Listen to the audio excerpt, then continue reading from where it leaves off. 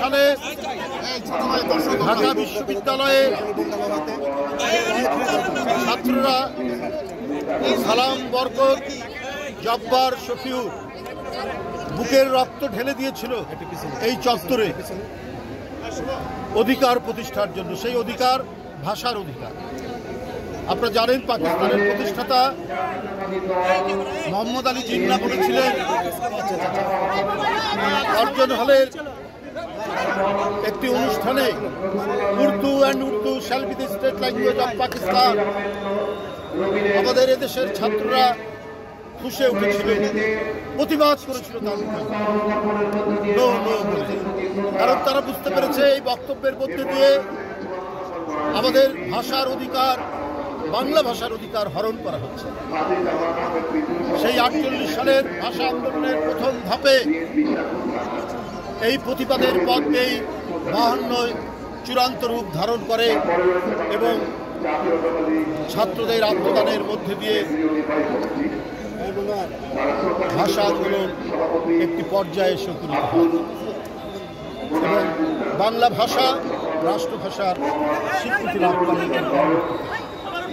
বন্ধুরা আমার, তাই 52 21শে ফেব্রুয়ারি সকল সময়ে সকল যুগে অত্যাচারীর বিরুদ্ধে, উৎপীড়নের বিরুদ্ধে এদেশবাসীকে এবং বিশ্ববাসীকে প্রেরণা জুগিয়েছে কি করে অধিকার প্রতিষ্ঠিত করতে হয়, কি করে ভাষার অধিকার এবং মানুষের সকল অধিকার প্রতিষ্ঠিত করতে হয়।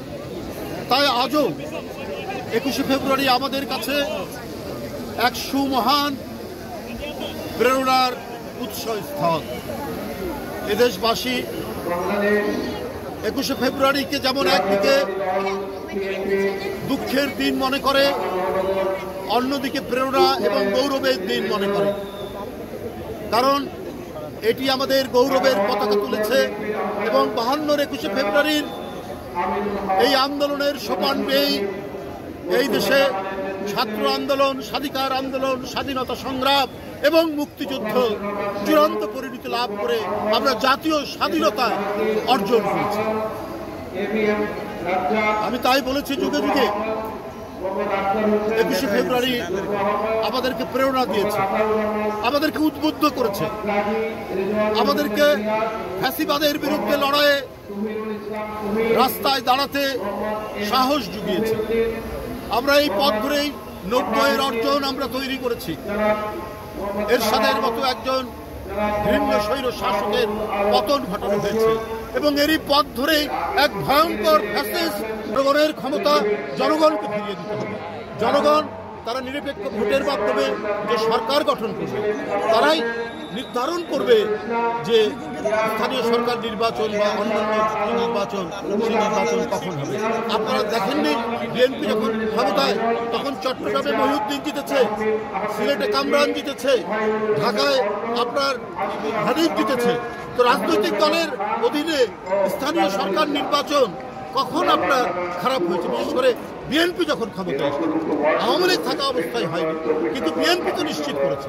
বিএনপি ক্ষমতায় ঢাকায় আওয়ামী লীগের প্রার্থী হানিফ জিতেছে, সিলেটে কামরান জিতেছে। তাহলে এটা কি করে সম্ভব হয়েছে? আপনার মহিউদ্দিন জিতেছে, মহিউদ্দিন 2বার জিতেছে, 2বারই বিএনপি। সুতরাং একটি গণতন্ত্রে বিশ্বাসী রাজনৈতিক দল ক্ষমতায় থাকতে পারে অবাধ সুষ্ঠু নির্বাচন স্তরীয় সরকারে হওয়া সম্ভব। সুতরাং এটা কোনো বিতর্ক করে আপনার জাতীয় নির্বাচনকে পিছিয়ে দেওয়ার কিছু নেই। একনল হ্যান্ড ওয়াশ 100% প্যারাবেন ফ্রি, তাই নিরাপদ হাতের জন্য আস্থা রাখুন একনলে।